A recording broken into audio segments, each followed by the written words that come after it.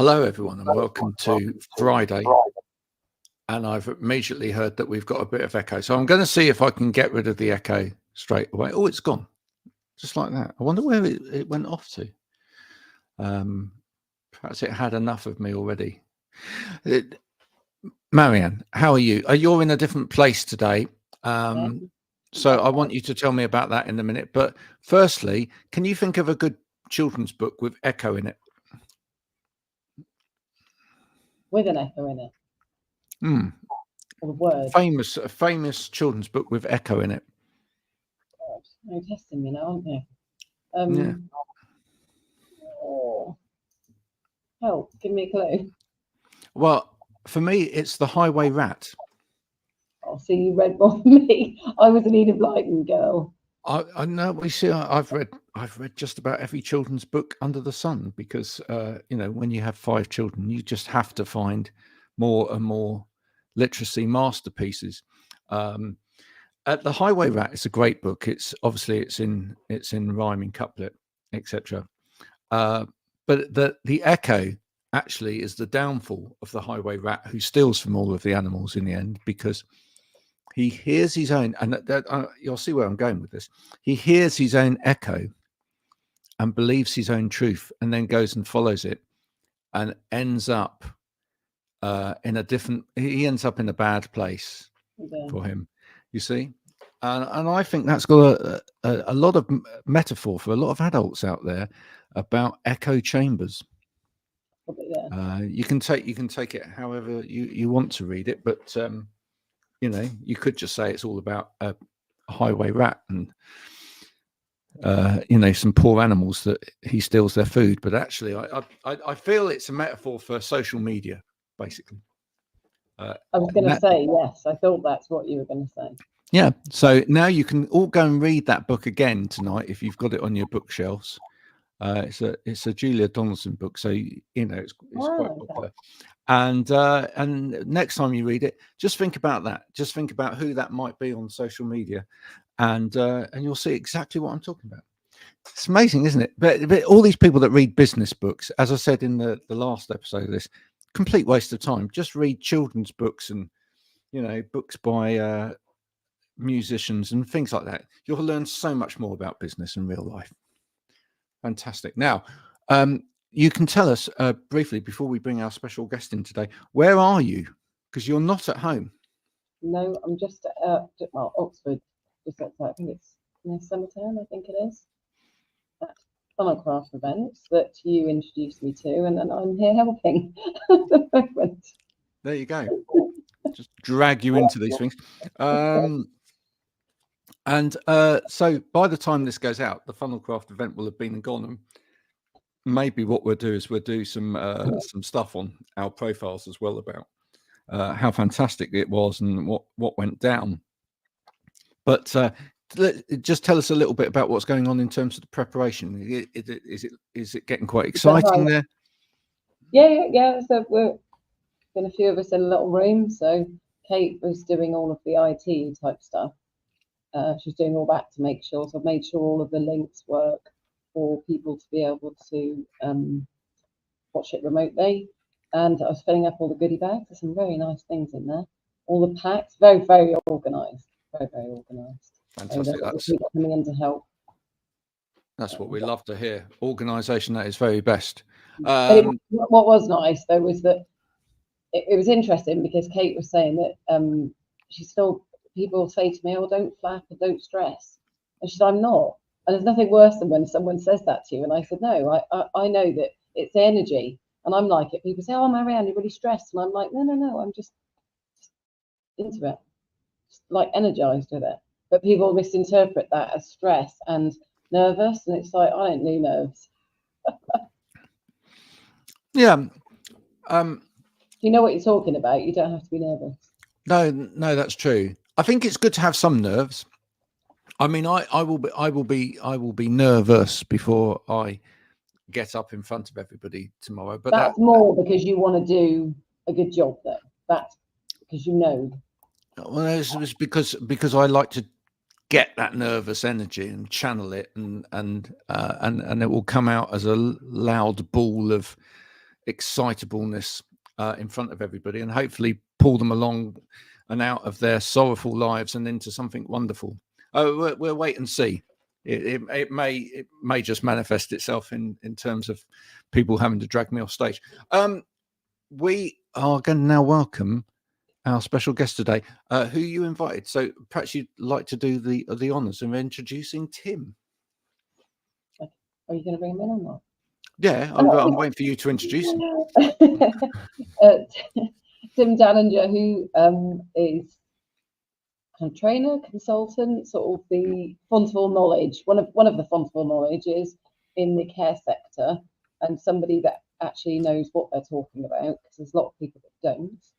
And I just thought it'd be good to get him on. He's got a lot of, in terms of training wise, obviously we've got that similarity there, and obviously the care sector as well. And there's quite a few things that we've shared in terms of, obviously training's my thing.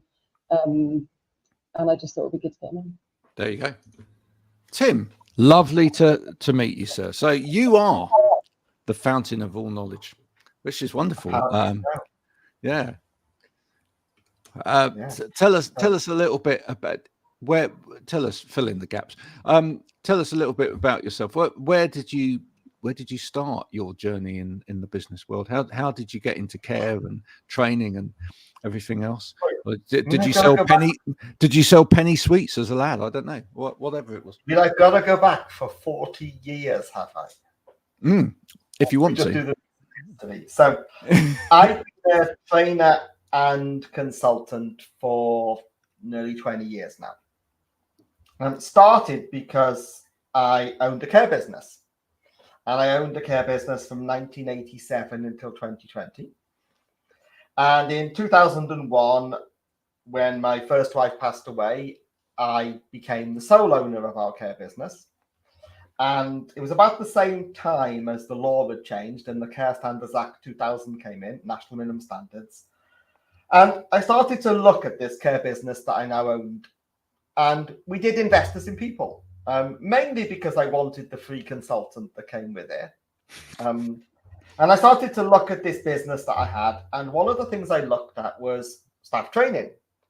And started asking my staff, what do you think about how we're providing you with training? And it was face-to-face training in those days. And they said, well, the trainers that come, they sort of tell us about old people are shuffling down corridors, and we look after people that run across the beach. So it doesn't really meet our needs. So I thought, well, fine, I'll do it instead. So I went on a one-day train the trainer course run by the local authority. Marianne's making faces now. Okay. A local authority wasn't too bad, but okay. Do you know, I remember it because the day before I'd fallen 18 feet off scaffolding. And I'd fallen vertically down the scaffolding because I did the trapdoory thing because the board wasn't clamped down. And I bashed bits of me and landed on my feet. And I actually thought I'd broken my right arm because it was so sore and so bruised. And I went on this train the trainer course with this arm all wrapped up. I didn't break it, by the way, but I remember the course because I was in so much pain and I was up to my eyeballs on drugs, cocodamol. So I started to do some training for my care staff. And if I reflect back how awful I was then, and I probably was awful, but I discovered that I loved it. So then I went and did 7-day 7302, which was 1 day a week for 7 weeks. I really loved that. And the next logical step was, I wonder if anyone will pay me to do this. So I started a training and consultancy business in 2008. And I did a bit of training for other care providers. And I remember the first month where I did £1,000 worth of training in a month. And I was so chuffed. So I thought, right, I'm going to get myself a proper training qualification. So I went back to college for 2 years to do a PGCE and got a proper training qualification. And eventually my training and consultancy got bigger than my care business. And the days of doing £1,000 a month turnover are long since thankfully gone. I'd be devastated if I turned over £1,000 in a month now. But I do consultancy as well, and I've done lots of stuff. But these days, I just provide training for care providers and for lots of local authorities. I've done training for local authority today. I do consultancy for the adult social care sector, mostly compliance consultancy. And I do a bit of mentoring of managers.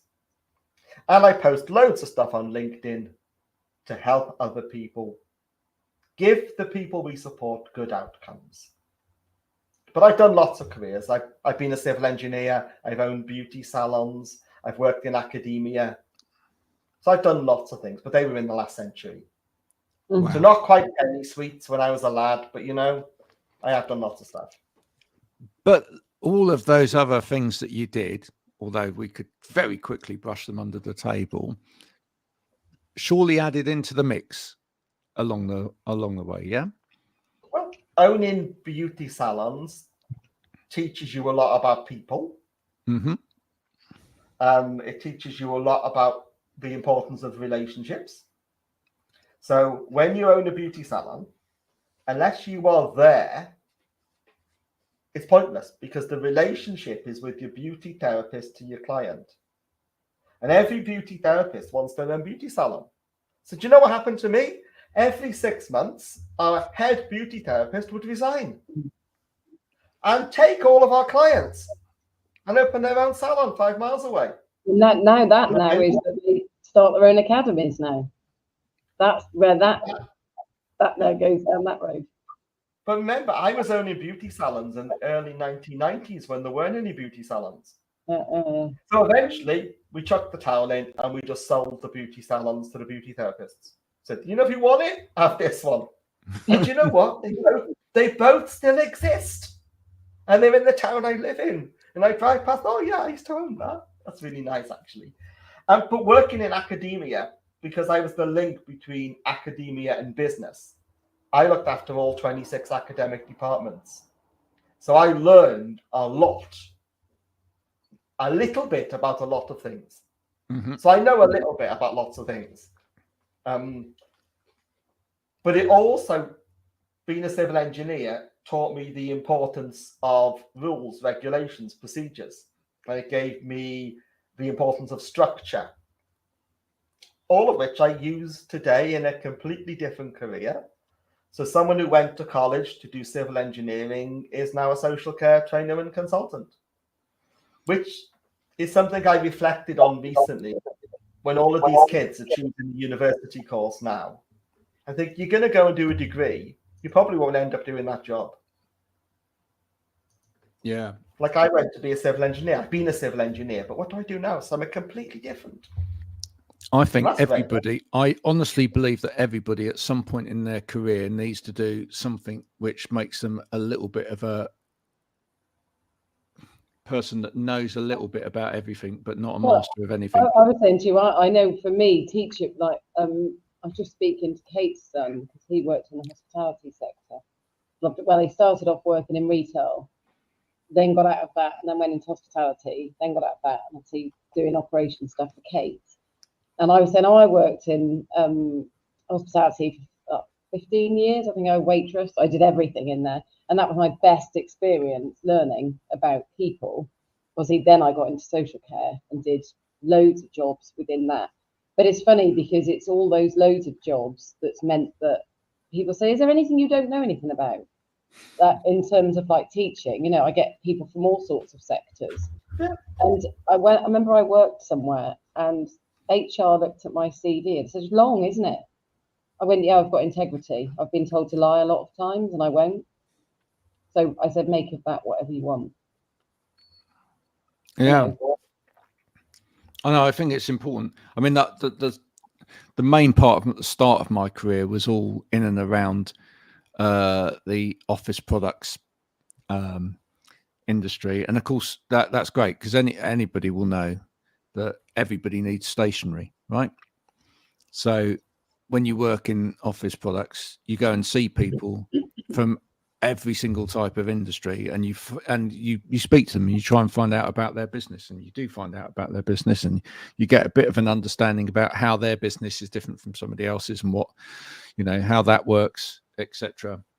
you know. And then I went on to workplace assessment, and of course I went to every single type of business Yeah. in you know, under the planet, etc. I suppose actually the last 5 years before I started this were a little bit of an exception, in as much as that was a little bit more niche, because it was education based, and I was predominantly dealing with educational establishments. But even that is a pretty broad spectrum and teaches you an awful lot about different things. I think I was saying to, oh, sorry to interrupt there, Graham. I think I said to you, maybe, I might not be, there might be somebody else. I think, Tim, you saying about having, I know, and I know I upset a lot of people with this. I don't care. Well, I do, but the whole training thing, you know my feelings on it. I do think, though, that having learnt stuff, and obviously I've got a psychology background as well, so my PGC I didn't find that difficult, because a lot of it, to be quite honest, was the behavioural stuff. So it was a lot of the stuff that I'd already done. And I have to say as well, when I started teaching, I'm pretty sure I was pretty shocking as well. And it was only then when I started teaching people how to teach, I thought, right, it all makes sense now. But when I see people that are trainers that just, even in all honesty, like I teach the AET, I used to teach over 12 weeks. I taught the AET for 3 hours a night, and that was when it was people actually paid to do it and learn and really go in depth with stuff. And now it's just a shame, because people just, you know, want to get that ticket. The best I can do is that when I teach them, I know that I'm teaching them as much in the time that they'll pay for of what they need, not just to tick a box. But it's interesting that you've done that. And I think, having worked in academia, that's where that whole structuring, and I know for me, probably my neurodiversity, the whole structuring of lesson plans and that kind of thing. And I think that's where I know people roll their eyes at me at times and probably think, oh, here she goes again. But if you don't know that bit and you don't get that bit right, I genuinely believe it does mean the rest of it isn't, it's just people talking to people. What they don't realize is that when you deliver a course, the lesson plan has got so much more content than they ever see. It's got multiple variants of that lesson plan. You've changed it 50 times during the delivery. You've changed it in the middle of saying something. You're thinking, if you're running a presentation, you're thinking half a dozen slides ahead. Yeah. Every time you call them to do a group exercise, you're fiddling with your lesson plan. And someone said to me, I was delivering a session last week on regulatory compliance, which is really boring, isn't it? The title. And one of the people came up to me afterwards and said, how do you make that look so easy? How can you just talk to all of these people? How can you make them laugh? How can you give examples? How do you do that? And I just said, practice. Because I couldn't think of how I do that. But I guess it is experience. It is, but I think some people just are, I think that the people that I see that deliver, I mean, one of the biggest things that I say is just saying to people, just be yourself. Because, you know, some people say, you're going to teach me everything I need to be able to teach. And I go, no, I'm going to give you the tools and then you can go and use them as you see fit. Because it would be like, that's why I feel a bit frustrated sometimes when people are told they have to deliver in a certain way in a corporate kind of company, because that's like doing stand-up with someone else's material. It just doesn't work, really. And that's one of the reasons why I've never gone down the route of doing courses where you need to stick to a script. Oh, awful. I couldn't be done with that. I mean, I don't even stick to my own script. Well, I know it's the same. It's interesting because so Matt, who's been on the podcast, or Willem, he was delivering the driver speed awareness, and they have to have the AET for that. And he said it was interesting though. I've had a few people on my courses that have been on, and they have to do it a set way. The police say they have to do it a set way. But I think actually in the end, Matt, being neurodiverse, ended up talking them round and saying to them, some of this needs changing because you're not going to engage people Marianne, you're quite right. Having done the course 3 times, it is exactly the same each time. Which doesn't actually, as I said, it doesn't. I even at the start, right? How many of you rely upon your driving license? Put your hand up. How many of you need your driving license for your job? It's like, Christ, it's bloody boring, this is. It's the same as the last time. And my friend joked to me, like 3 years have elapsed now, said, isn't it time you went on your 3-year refresher for your speed awareness course? But on another note, I did get done recently. It was on a stretch road that was a 60. There was no cars, and I did 70 odd. Which actually, having done the speed awareness, was very rare for me, to be honest. However, my point being there, and it does get round to education, is that they wouldn't let me do the speed awareness because they said I'd gone over the amount that I should have, the percentage. And I said, but surely I'm the person that you want to go on that course rather than you going on it 3 times, because clearly it makes no difference. Whereas surely someone like me apparently needs educating. So I should be, otherwise you're going to slap me with a fine and points. And okay, but if it is actually that you want to educate people, then surely that would be the route that one would go down. But I couldn't go on it one time either. Oh, because it hasn't been 3 years since the last one. Yeah. But I think that there's a lot out there. I mean, Graham and I think every time we speak, it gets around to education. And I think probably Tim, somebody did say, do you ever talk about anything else? And I'm like, well, yeah, I do sometimes. And in my defense, one of them, I didn't notice that the speed limit was gone from 70 to 50 on the motorway. Well, mine was the 61, and I missed the sign. Hmm. There you go. That was the end one. But the end one, half 11 at night, drive into Hull to teach a training course the next day. Work related. But I think there's so many things that are the problems in the world are to do with lack of education. No, they're not. They're due to lack of good education. Because you see, people would say that is education. They've designed a course. They're putting you on it. It's meant to be educational. It's meant to teach you something, and you're meant to learn from it. And you're meant to come out with a corrected way of doing things. But the trouble is, you haven't. And this is the same. I'm getting this from what Tim said earlier, and from what you said. Right? Is that there's nothing in there that challenges you to think about it for yourself and adopt what you're learning to fit you, right? And that's the key to all of this. I was just saying I had this the other day after delivering the social media course to someone. They came back to me and they went, well, we've got a little bit of a problem with a few people because they're now at odds. They're kind of debating which way they should go with some of the way that they do things. And I said, well, that's a good thing, right? And they said, oh yeah, but it'd be great if we had like a way of doing it. I said, yeah, but that's not what education is about. If you're now actually having to think about how you do it and make it work for you, that's perfect. If you want someone to just cut you out a cookie cutter, give it to you and say that's the magic formula, you're barking up the wrong tree. Which is so often. I sent you some I think I sent you some pictures the other day, and I think one of them on there said that training tends to be, I mean, I tend to use that word because that's the word that people prefer, and they'll sounds awful given the conversation we just had earlier, by that. As soon as you say the word education, people then think academia, and you're like, actually, no, it is, because you should be being educated. And I think that one of the things I sent you said something about training is getting people to do it the same way all the time.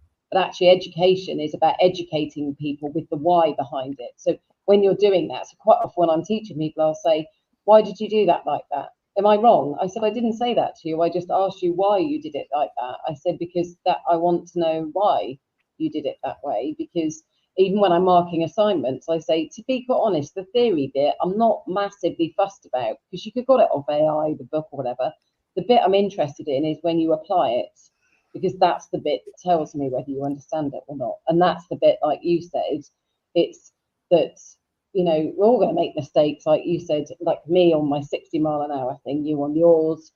But it's actually, it's not the person that does it perfectly. It's like you said, things always, I mean, God, all sorts of things have gone wrong.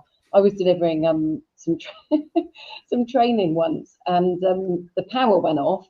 So I messaged the people that, because I was working with somebody, and said, oh, my power's gone off, let them know I'll be back. So anyway, I came back and so my power went off. It did go off. It was because my foot kicked the power underneath, but nobody needed to know that. I dealt with it, and you know, and that's my biggest thing is people say, does it have to be perfect? And I said, no, as you said, Tim, when you're educating people or training people, nobody wants to see somebody up there boring, because that's not what I delivered a training course for local authority once in a room with no windows, which is fine. Mm-hmm. It's fine. Yeah, come on. I've had much worse places than that, Graham. Okay, a room with no windows. Prison. And there was a power failure of the whole building. So everything went off apart from my laptop screen, because it's got battery, hasn't it? So the room is in almost pitch darkness. So I just said to everybody, don't get up because it's not safe. Stay where you are. We will just continue. So there was a little tiny glow on my laptop screen. There was no presentation. Who needs a presentation? Just tell stories. And a good trainer can deal with whatever comes along. I think that's good. But I do think people that have worked in, I definitely see it whenever I do the teacher training. People that worked in the care sector are by far the best trainers, because the person-centered stuff they've got anyway, and they don't worry about stuff happening, because when you're caring, stuff happens. Do you know, I teach a lot of safe admin of meds training, and I've done that today for a local authority. And do you know the hardest group of people to train, and I'm going to upset them now, are assessors, QCF and NVQ assessors.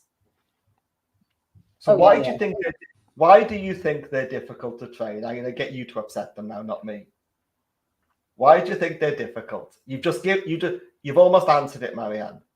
Because they think they know the answers. That's the obvious answer, Graham, but you're not right. Oh, right. Marianne's correct. I'll tell you. What did I say? What did I just say? Because they haven't had that recent experience. Yes. And they can't apply the knowledge to the real world. Yeah. For them, it is just theory. But when I'm teaching people who work in frontline care, all the time I'm encouraging them to question their own practice. Yep. And they can visualize it, can't they? They can put themselves in a position. And when I tell the stories, because you've got to tell stories, haven't you? Good and bad. I was told not to by a manager once. I was like, okay. Okay. There you go. Other managers are available. But they're so difficult because they can't picture it. And I remember trying to a group of QCF assessors. And in Wales, where I am, they actually have to assess competence. Well, I'm like, you've got no chance. Because with all due respect, you've got to be competent to assess competence. It's really interesting. You should say that. I'm going to take you back to a completely different example, right? Throw a curveball on here, and this example comes from the world of journalism, proper journalism, shall I say? Not the sort that we're sometimes faced with these days. But a long time ago, back in the day when I did my diploma in journalism, and I was taught by a very wise man. One of the first things is he did an exercise in visualization, and visualization is an amazing skill which unfortunately a lot of people lack. And whether you're a great journalist or whether you're a trainer, or whether you're someone working in a contact center dealing with an awkward bugger on the other end of the telephone, etc. If you can visualize, and if you can create a scenario in your head, then you can actually take somebody on the right journey and the right path through. Unfortunately, what a lot of people do is they literally go to a script. And we've all had that from someone that's phoned you up from a call center, and it's great fun, by the way, if you ever do it. If someone starts reading from the script and trying to sell you something, and you just go, stop, now sell it to me again, but don't use the script, and they just go straight back to the script, and you say, stop, you're doing the script again. And they just can't do it, and they'll put the phone down, and you'll never get a phone call from them again. That's a great way of getting rid of cold calling. And he told this story, and he said, and it was a true story, and it was about an accident that happened on the motorway. And in this story, he was talking about, oh, there's a woman in the car here, and you can hear a baby crying, and you arrive on the scene, and there's a car here, and there's a lorry here, and this is in this position, this is this position. And he said, right, you get there, you're the first journalist on the scene, the police are there, whatever. What's the first question you ask? Right? He's talked about, within it, he's talked about, various things that have happened on the scene, and he said the first question you ask is, what was the weather like at the time of the accident? Right? Not now, but at the time of the accident. Yeah. And you sort of follow that through from there. What you're trying to do is picture together, what was it actually like? What was actually going on? And I think that people in your position, Tim, etc., have got that great visualization skill. You can actually, probably when you train and you're doing the courses like that, you put yourself back in the room again with people, delivering whatever it is that you're delivering, and you visualize it, and you play out the scenarios very, very quickly in your mind about, oh, this is what that looks like. I'm a visual learner and communicator predominantly, and I literally, as you've just said, I tell them what I see. Also, sometimes when I've delivered courses many times, I've taught safe admin and meds courses thousands of times, I actually know what all of the presentation slides that go with my delivery look like, and I can read them in my head. So a couple of months ago, I was delivering training in a local authority venue, and I'd never worked in it before. And when we set the tech up on the horrendous smart televisions are definitely not smart. The presentation was up in the top left-hand quarter. That was it. Eventually, we got it on the whole screen by switching the thing on and off a dozen times. So it's fine. But at lunchtime, it went to sleep. As it does, doesn't it? You haven't interacted with me for like 10 minutes. I'm going, turned it back on, top left-hand quarter. On, off, on, off, on, off. No one occupies local authority buildings anymore. They're all buggered off, work from home in their pajamas. Fine. I can't do a presentation when we can see a quarter of my screen. I can't show 20 people my laptop screen. Fine. Let's bin the presentation. I know what comes next. Let's just do it without the presentation. No flip chart, no nothing. We just talked about stuff. And I literally read the slides that were in my head. But you're right, I'm visualizing. Yeah. See, for me, it's funny, I have my PowerPoint, and this is why I say to, like, some people say, do I have to do it that way? And I'm like, no, you do it the way you want to do it. I said, but bear in mind, and this is one of the biggest things I find, people that are incidental, I think it's the right word, trainers, that they'll just put on there what they know. Whereas you've seen, Graham, you've seen my PowerPoints, and the one I did the other week that I tailored, and I thought, oh God, I started it now, and it had to all be right in terms of, particularly for, you know, inclusivity. And I don't think people realise just what goes into it if you're going to do it right. And it's only when you put somebody, I mean, there's never going to be a perfect, because as we've said before, there's always going to be somebody that doesn't like this, or this doesn't work for them. But I think you can get to some kind of, you know, being aware of, you know, what looks good and what doesn't, and what works and what doesn't. But that's one of the biggest things, is people sort of learning about how much text to put on, how many pictures to use, what colours to use. And there's still very many corporate companies, though, that still don't, that they'll tell them they have to do it a certain way. And I'm like, that isn't going to work, or we have to do it that way. I think it's really interesting that there's, you know, I think there's a massive difference between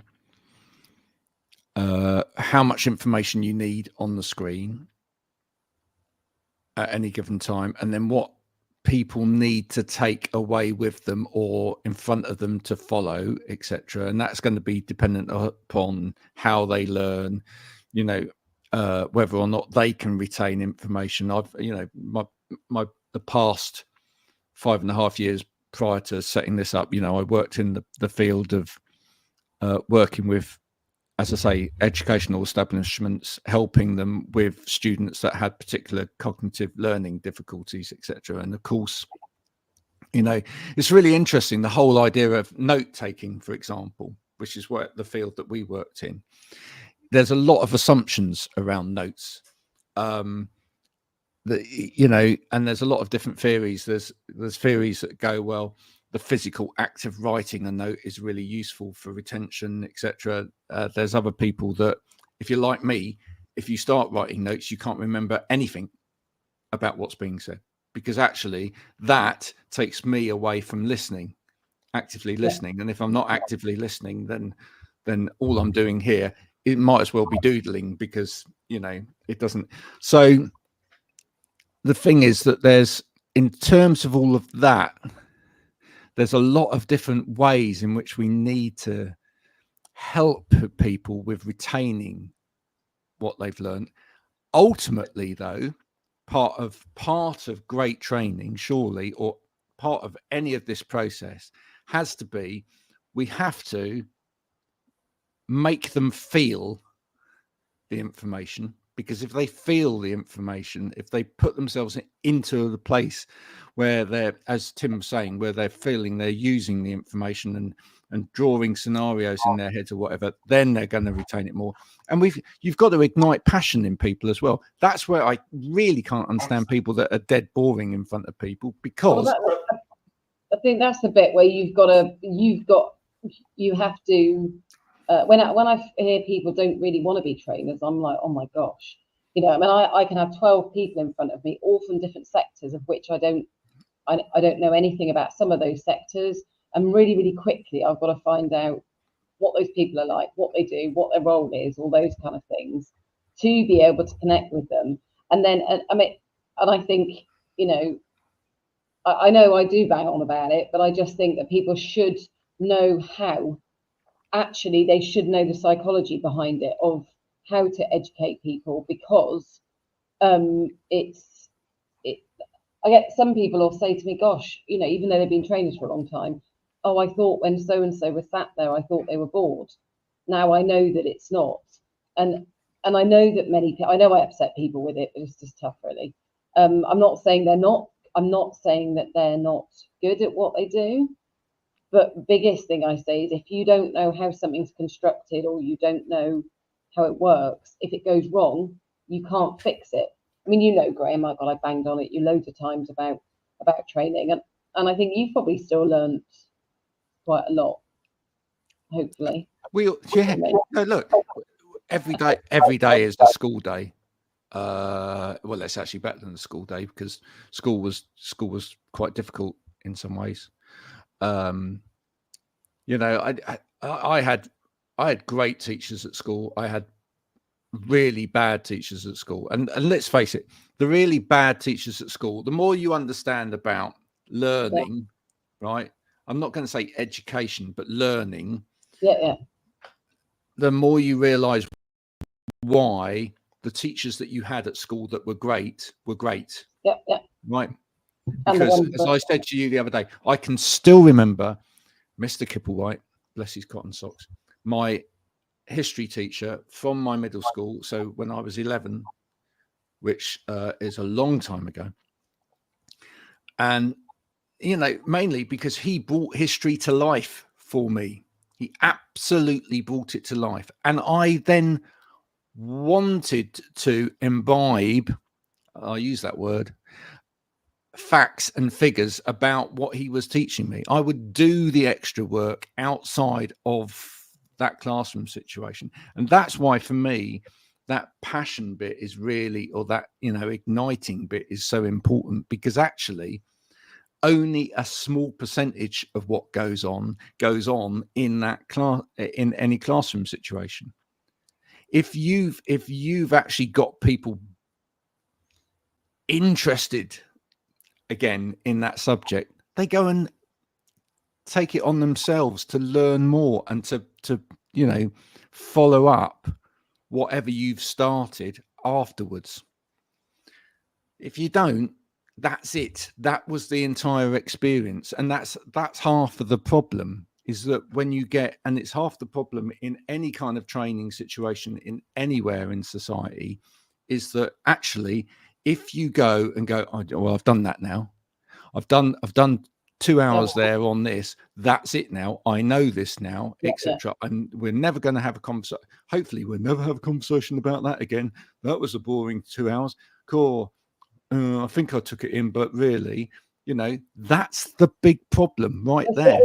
We talked about it earlier on, that in terms of even trying to not sell, but get interest in doing what I do, I could just ditch it and say, do you know what? It's an absolute nightmare trying to get work, but I don't want to, because I still feel passionate about it, because I know that, you know, it's always going to be difficult, because there's always going to be companies that are going to buy it on e-learning. How you can actually learn how to teach from e-learning is completely beyond me, and I'm never going to ever accept that that's okay. But the fact that, and we talked about it earlier on, is what do companies look for when they're looking for a trainer? And so often it sadly is price. And, you know, as I said on a post today, less money doesn't necessarily, particularly, and I do think if you buy from a smaller company, you are going to get probably the person or a smaller company that want to do it in the way that, yes, they are maybe going to charge a bit more, but actually what you get back for that, you get way more. So many people I know that said, oh, I did mine on e-learning, or I did it with a company, but it wasn't very good. You know, and you're like, well, and it was a waste of money, and it was pointless, and actually there's no return on investment at all there, because actually somebody's ticked a box somewhere that is nothing to do with somewhere else. Because I went to a company the other week, and they actually said, the manager came in and said, right, okay, they took on board some of what we'd done, and then said, okay, well, now we can see how we need to look at assessment and this, and then said, right, let's have a meeting afterwards. I nearly fell over. I literally nearly fell over, because nobody ever, even in the care sector as well, nobody ever asked me about the carers. How was there anything you could feedback? I've given feedback before, but nobody's ever asked me, ever, which is quite scary, really. Tim, is part of the problem that we still see around people doing training or paying for training properly and proper consultancy, etc., that actually they're still learning how to manage again these days, because actually the way that management across all sectors actually has moved and changed is so drastic that actually it's almost like we've got a problem now, because actually do we want to educate people properly, or do we want to dumb them down by getting them to just do tick box exercises? Because actually that's still a form of control, and we understand that. And as soon as we empower people, which is what we're talking about here, then, oh my God, they're going to think, and then they might tell us that we're doing it all wrong, and then that's going to be costly. I think part of the problem is we've got a very transient workforce now. So when I started working in the last century, people tended to have a job for decades. Mm. Now people have a job for months. What's the point in investing in those people if they're going to be gone? Why do you think they move on? Why do you think people move on? I think partly because they don't feel valued in the organization, but I think it's becoming the modern way of work to have a portfolio career. Yes. And I think companies are seeing, yes, we need to give people training. It's very true in the care sector. They've got to have mandatory training. But the regulator doesn't really care how it's done.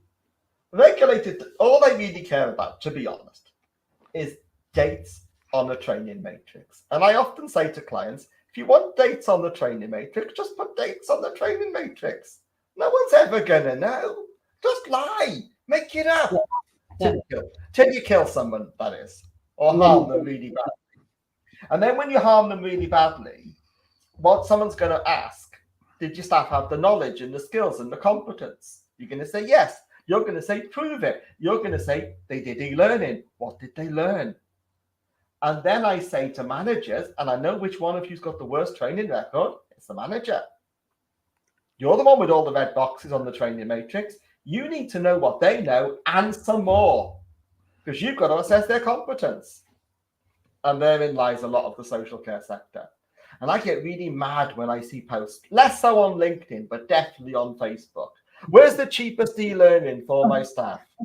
That one. Oh, I have to ban myself from replying. It's like, do you want to actually teach them to look after people properly? Do you want to give them the knowledge? Yeah, but don't you think that's a lot of where the problem has come from, really? Is that like I said, I teach cross sectors, and people are horrified to hear what I tell them about the care sector in terms of what could be possible in terms of training, because you have to have in many other sectors.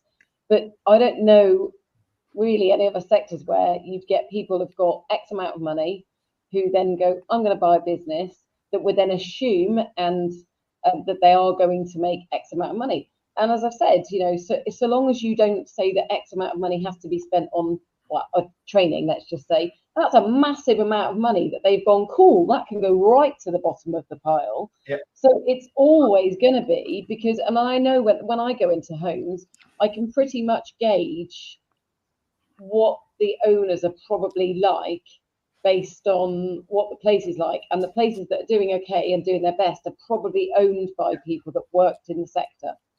Yeah.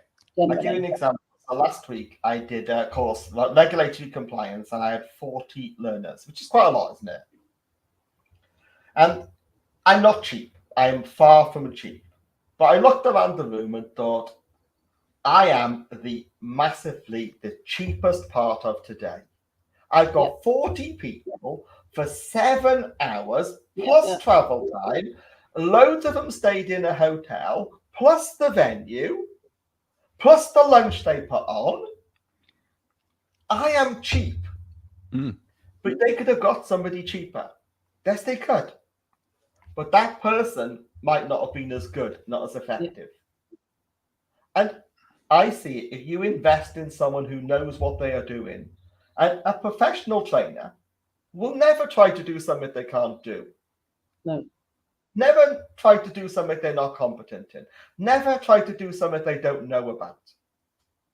But many trainers who are less professional will take any gig going.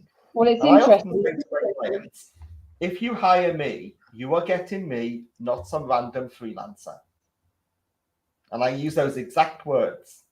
And I say, if you're going to use somebody else, you ask them, who's going to turn up? Ask them, have they got a proper training qualification? And Marianne, Graham, you must know this. Has anybody asked you to prove you've got a training qualification? That's what I said. Literally, nobody's ever asked to see my No material. one's ever asked me.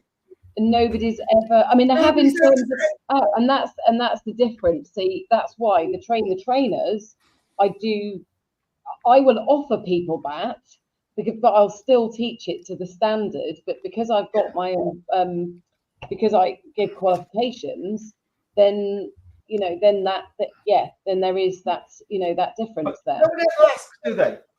And also, Never. I find clients don't know what they're buying, and local authorities are like this. And I say to them, "You're commissioning training. Will you just come on the course once? Will you just come and see what I do?" Yeah. Because then, when people ask you about it, you can tell them, but they never come. It's quite scary. I think it's really interesting. This has been a really fascinating conversation for me, because it's made me realize midway through this that actually we're all missing a trick, and I'll talk to you about this afterwards in great detail. But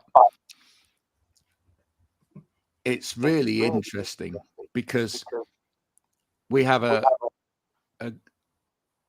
population who are getting older. We have, you're right, we have a transient workforce who are not staying in jobs. However, they are all going to get old. Everybody that's out there is going to need the care sector, the social care sector, at some point probably in their life, or they will, if they don't need it, they will know somebody that will need it. All right. And what is more important than anything else in terms of choice out there these days is brand. And brand is about reputation, and reputation long term is actually now going to come, and this generation, the generations now coming through, understand that. And brand is built on trust, right? And ultimately, yes, you could say, oh, why should I pay to have these people trained properly as opposed to just doing a tick box exercise? But even if those people leave, if they take your reputation with them and they speak your reputation and they speak your brand, that is worth your future. And that is worth doing it alone, because ultimately, when people get to make a choice later on, they're going to go with the one that people trust. And we know that's the society we live in, because we don't just go, oh, what was that like down that restaurant, Bob? Yeah, it's all right. We go and look on TripAdvisor. We go and look at reviews of what people have thought about it, whatever. We listen to stories that people tell. People will look on things like Facebook and whatever. And if there's bad news from people that used to work somewhere or whatever, they won't touch it with a barge pole. And this is important going forward, right? Probably this is the older generation now is probably the last generation where people will just choose because they choose, right? Everybody is becoming more savvy to that reputation, to that brand. So they need to start changing their minds now about decent quality training, because that reputation needs to go with them. There you go. What's your thoughts then, Tim? I mean, obviously you've seen my qualification snob thing as well. And the funny thing with that is people literally jump on but experience is really important. It's about experience. I said, I've never said it's not experience. I haven't said it's not experience, but as you've said, you know why you do what you do. I know why I do what I do.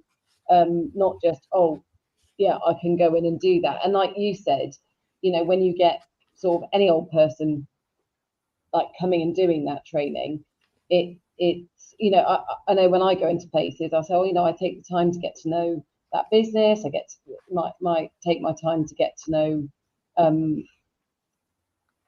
about the people, about the company, what their values are, and that sort of thing. And it's just really, really sad, because actually, as I've said to people, You just gone on the internet, you've just booked somebody, and I've had it before. You know, I've struggled to get work, not because I'm not any good, but because I don't have. We talked about this earlier. I don't have that budget to be able to put myself there. So I need, word of mouth, and yet companies will still just go on the internet and buy from whoever, which actually in the end probably ends up being a freelancer. I freelanced for years for a company, and in the end, they literally sent me an email and said, we're using our contract staff now because I haven't got enough work. And that was after, I think, 6 years of all that goodwill. It's fine because I used it for everything I could, but all that goodwill. And you think, I know that, and in the end, it's what made me want to set up on my own, because I knew that every single person that came on that course, it wasn't their company they were getting me. That's what they were getting, me. I've stunned you into silence now. I learn about my clients before I agree to provide a service for them. Yeah. So I call it due diligence. So I will always learn about my clients, and I will decide if I am the right fit for them or vice versa. And if I'm not, I'll say I'm not. And I will direct them in the most appropriate direction. Mm. And on occasions, I have said to inquirers, I think, honestly, you just need to get some cheap e-learning, because that's going to fit your budget and fit your needs. Fine. Yeah, there's no point. You can't sell you if they're not in the market for what you've got. Yeah. It doesn't matter how. Yeah. And if a client says to me, and if they ask me how much something is, I have given them the price, the end. If they say, can you do it cheaper? The answer is no. Yeah. Because if I agree to do it cheaper, in my mind, that means I've tried to rip you off for a few £100 more. Yeah. That's the price. And which bit do you not want me to do? Yeah, yeah. Do you want me like well, as we said, yeah, but do they give discounts on beds? Yeah. Probably not. Listen, this has been a brilliant conversation today, and I want to thank Tim so much for joining in. Conscious of time, because otherwise we'll run over time, and we don't ever want to do that. But I'm going to leave us with this, because I think actually I'll take it back to the world of music, because I have to do that. For me, Marianne, it's a little bit like musicians who are born with flair and are born with, great sort of creative, artistic ideas, etc., who then at some point in their life suddenly realize they ought to learn some of the rules of music as well, because actually it may fill in some of the gaps for them, and it may actually enhance what they bring naturally.